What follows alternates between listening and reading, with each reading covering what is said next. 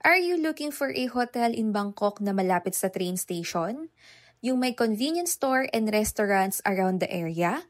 Yung walking distance sa duty-free na madaming kainan, may Starbucks at iba pang cafes?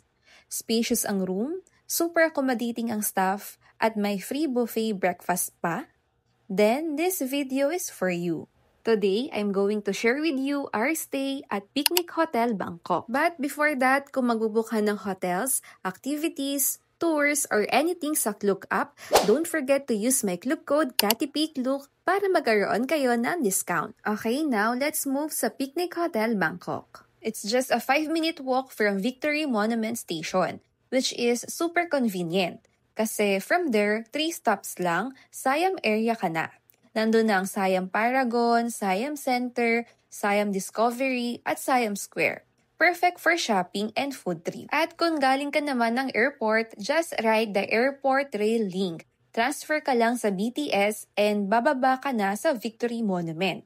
Madali lang, di ba? Madami ding kainan around the area and few minutes walk lang to King Power Duty Free na sobrang daming restaurants sa loob. May Starbucks, cafes at convenience store like 7-Eleven nearby. So kahit anong oras may makakainan ka. All their staff are super friendly and accommodating.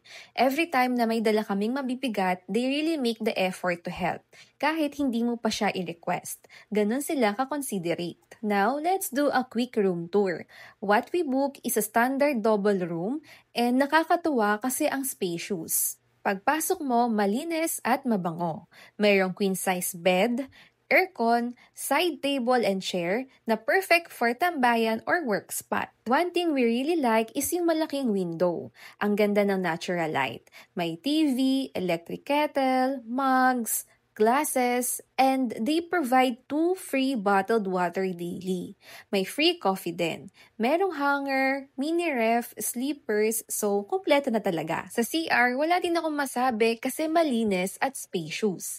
Walang unwanted smell, may big mirror, and complete toiletries. May toothbrush, toothpaste, cotton buds, towels, hot and cold shower, at syempre may hair blower din. Bonus pa na may garden view sa room namin.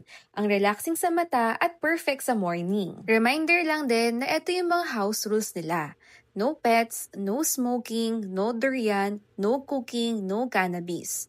May 5,000 baht fine sa mga violators, so be mindful. Inavail din namin ang free breakfast buffet. For context, ito yung food ng first day. Masarap and okay siya for us and madami na rin pagpipilian. Overall, super satisfied kami sa stay namin sa Picnic Hotel Bangkok.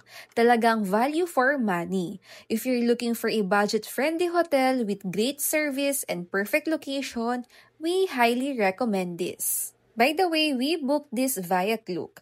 Para magkaroon kayo ng discount, don't forget to use our Klook code KATIPIKLOOK. That's it for today. I hope nakatulong to sa Bangkok trip nyo.